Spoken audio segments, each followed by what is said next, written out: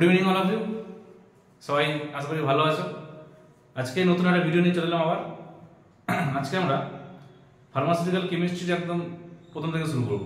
আমাদের diploma pharmaceutical chemistry যেখান থেকে শুরু হচ্ছে একদম বড় থেকে শুরু করবো। এতদিন আমি মাঝখান থেকে কিছু কেটে কেটে পড়িয়েছিলাম অনেক জিনিস, একদম আজকে প্রথম থেকে। তার প্রথমে যেটা আছে আমাদের সেটা হচ্ছে এরর।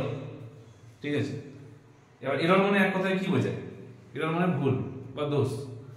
তো দোষেরও কিন্তু ভুলেরও কিন্তু অনেক টাইপস আছে, টাইপস অফ এরর। আমরা যেসব ভুলগুলো করি, ধরো যদি মানুষের বেলায় ধরি, ঠিক আছে, তাহলে মিথ্যা বলার একটা দোষ, চুরি করা, মিথ্যা কথা বলা, খুন করা সবই কিন্তু দোষ। তাহলে এরর তো একটাই, মানে ভুল করছি, তারও কিন্তু ভাগ আছে যে কি ভুল করছে সে। তো আমাদের ফার্মাসিউটিক্যাল কেমিস্ট্রিতে সেরকম এরর আছে, এররের টাইপস আছে।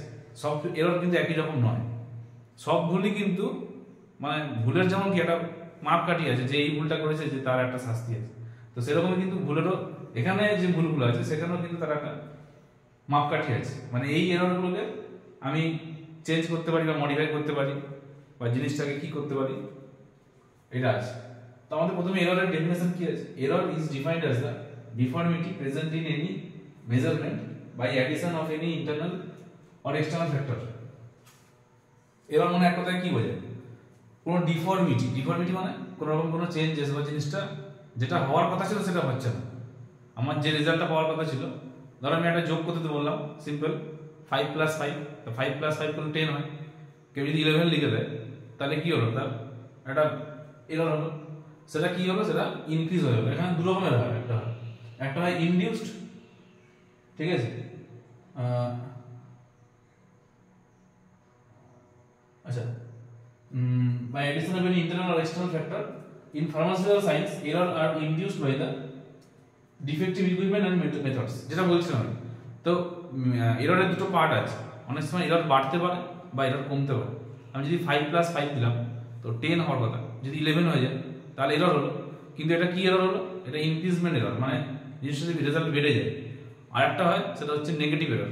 দুটো এরর হয়, একটা পজিটিভ একটা নেগেটিভ। একটা সেটা এখানে লেখা আছে, এটা আমি আসছি, আগে জিনিসটা বুঝে না যে তাহলে এরর হচ্ছে কি? একটা যে কোনো ডিফর্মিটি, ঠিক আছে, যে কোনো একটা চেঞ্জেস, সেটা কিভাবে হয়?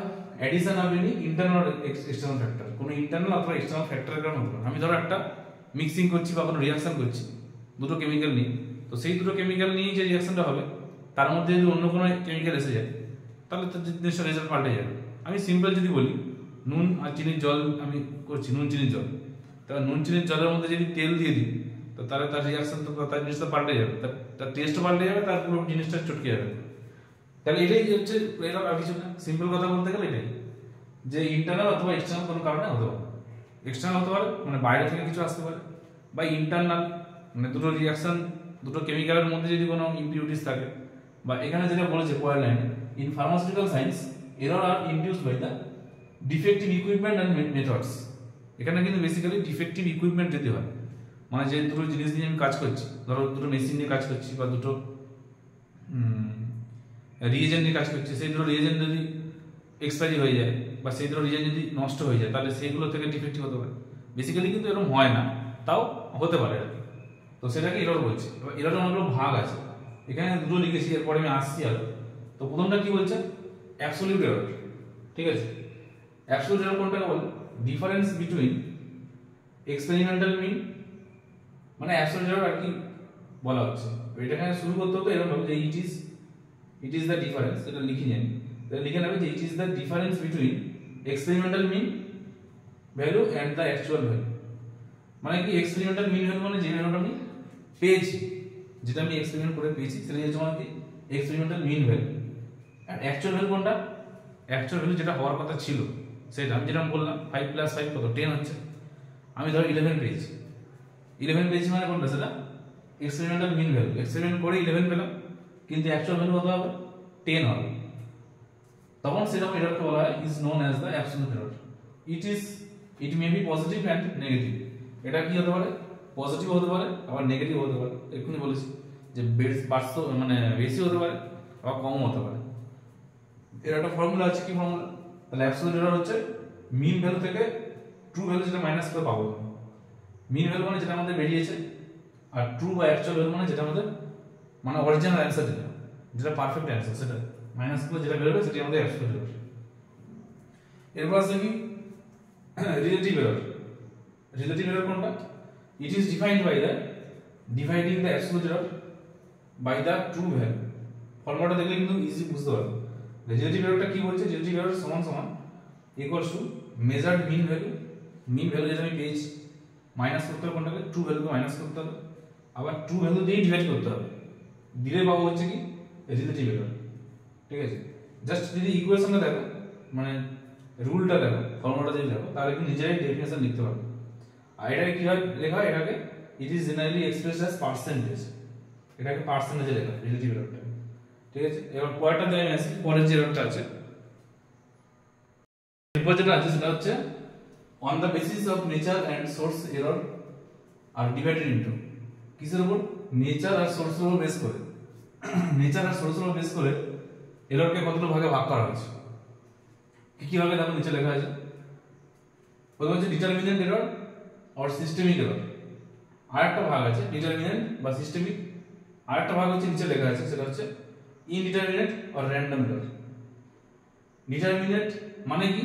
ডিটারমিনেট করতে পারছি, মানে আমি জিনিসটা বুঝতে পারছি যে কি কারণে এটা হয়েছে। তাহলে এর ডেফিনিশন দাও কি বলছে? This error are arise due to the wrong procedure, wrong measurement and faulty instrumentation. This error is under the control of the analyst because it is easily detachable and can be eliminated to a large extent.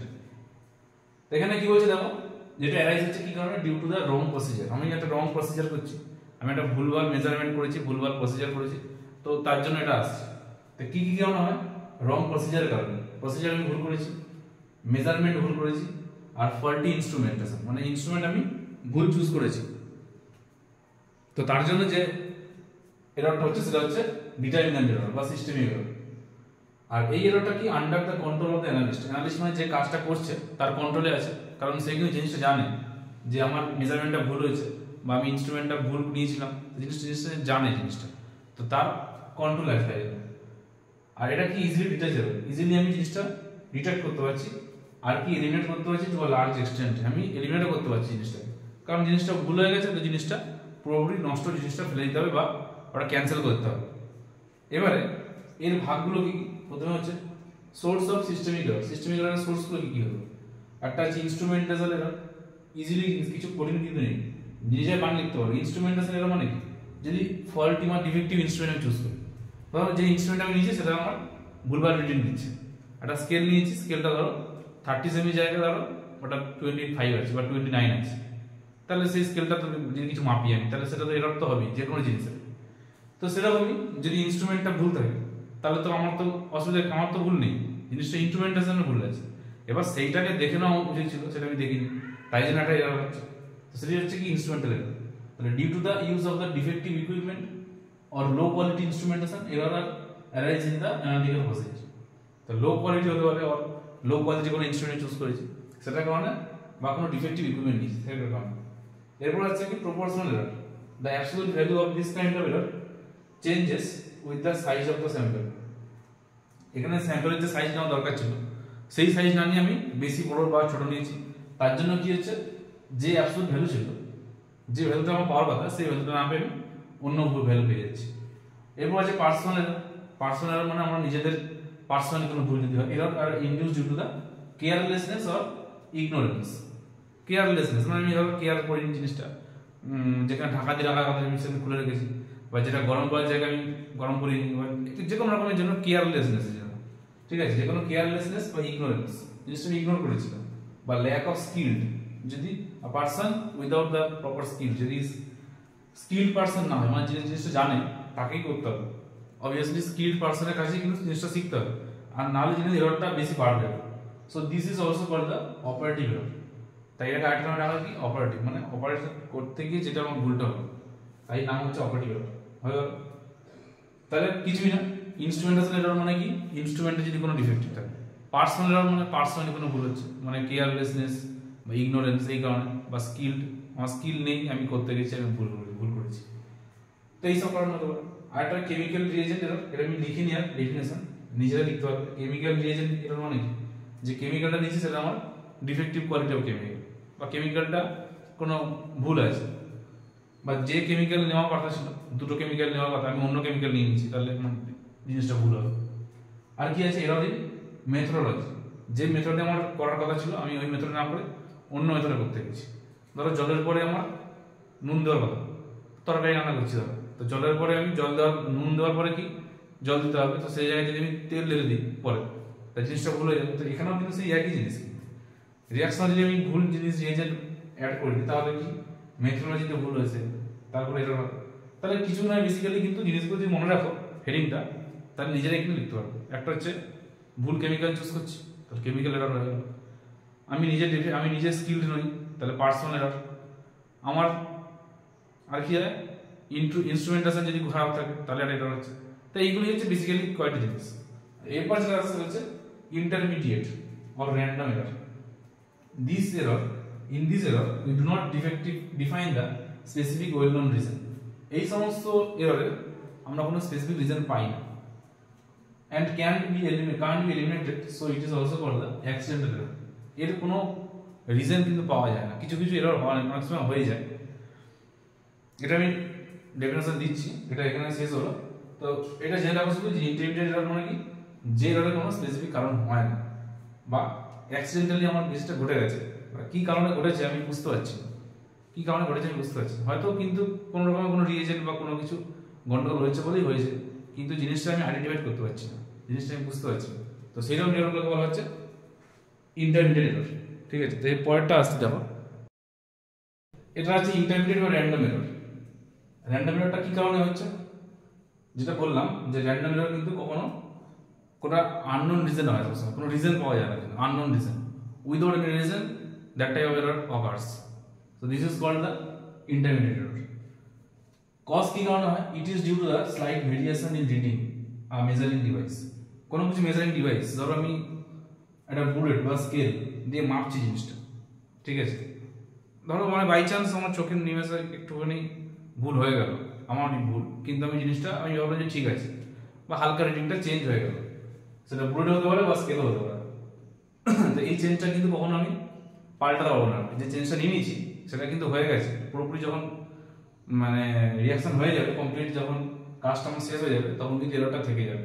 তো এই এররটা কিন্তু আমি পাল্টাতে পারবো না, কারণ bullet reading আমি যদি ভুল নিয়ে দিই, হালকা যদি ভুল হয়ে যায়, তাহলে সেটা কিন্তু আর পাল্টানো যাবে না। ফ্লাকচুয়েশনস ইন এনভায়রনমেন্টাল কন্ডিশন, এটা হচ্ছে মেইন এরর। এনভায়রনমেন্টাল কন্ডিশন কি, টেম্পারেচার, একটা রিয়াকশন হচ্ছে, তার যে টেম্পারেচার দরকার, আমার রুম টেম্পারেচার ধরো, সেখানে ধরো সানলাইট পড়ছে বা এমন জায়গায় করছে সেখানে টেম্পারেচার বেশি, বা ছাদের উপর করা হচ্ছে, একটা হিউমিডিটি বেশি আছে, তো সেখানে টেম্পারেচার বেশি হতে পারে, বা হিউমিডিটি বেশি থাকতে পারে, কম থাকতে পারে, যে টেম্পারেচার হওয়ার কথা ছিল সেই টেম্পারেচার হয়নি, তখনও কিন্তু চেঞ্জ হতে পারে, কিন্তু সেইগুলো কিন্তু আমি আর ব্যাক আপ করতে পারবো না, মানে আবার ফিরিয়ে আনতে পারবো না। মানে এই রিয়াকশনগুলো কিন্তু এমনই, এররগুলো এমনই, এটা একবার হয়ে গেলে কিন্তু আর ফেরত পাওয়া যাবে না। Variation in analyst technique, analyst technique মানে অ্যানালিস্ট যে কাজটা করছে তার টেকনিক যদি সে অন্যরকম টেকনিকে করতে যায়, তো সেই টেকনিক্যাল যদি কোনো ত্রুটি থেকে যায়, টেকনিক্যাল কোনো ফল্ট থেকে যায়, তাহলেও কিন্তু এই ধরনের ইন্টারমিডিয়েট বা র্যান্ডম এরর তৈরি হবে। আর একটা হচ্ছে noise in electronic equipment. Electronic equipment মানে একসঙ্গে অনেকগুলো ইলেকট্রনিক ইকুইপমেন্ট কাজ করছে, তো তাদের মধ্যে নয়েজ যদি ক্রিয়েট হয়, ঠিক আছে, তাদের মধ্যে যদি নয়েজ খুব পরিমাণ আওয়াজ যদি ক্রিয়েট হয়, তাহলে একটা ইকুইপমেন্ট মানে একটা এরর তৈরি হতে পারে। তো এইগুলো হচ্ছে এই ধরনের এরর, মানে ইন্টারমিডিয়েট এরর হচ্ছে এইসব কারণে তৈরি হয়, ইন্টারমিডিয়েট বা random error. This error neither be corrected nor eliminated, this should not be eliminated nor be corrected, কারেক্টেডও করা যাবে না, মানে ঠিক করতে পারবো না, আবার এলিমিনেটও করতে পারবো না জিনিসটা আমরা। তো এই জন্য এই রকম এররগুলো কিন্তু খুব মাইনরলি কিন্তু আমাদের হ্যান্ডেল করতে হবে, নাহলে অ্যাক্সিডেন্টাল এরর কিন্তু যদি হয়ে যায় তাহলে কিন্তু রিয়াকশন পুরোটাই এটা কিন্তু বাদ দিতে হবে, নাহলে কিন্তু উপায় নেই। তো এইগুলো আমাদের এররের চ্যাপ্টার, আমাদের এররের পুরো ক্লাস কিন্তু কমপ্লিট। এরপরে যেটা আসবো সেটা হচ্ছে প্রেসিশন বলে একটা জিনিস আছে, তো সেটা নিয়ে ডিসকাস করবো। আজকে আমরা এখানে শেষ করলাম। চ্যানেলটা ভালো লাগলে একটা লাইক সাবস্ক্রাইব করে দিও। আর এররটা কিন্তু খুব ইজি জিনিস, খুব কঠিন কিছু না, জিনিসগুলো বেসিক্যালি যদি হেডিংটা মনে রাখো তাহলে কিন্তু নিজেরাই লিখতে পারো। আজকের মতন গুড নাইট।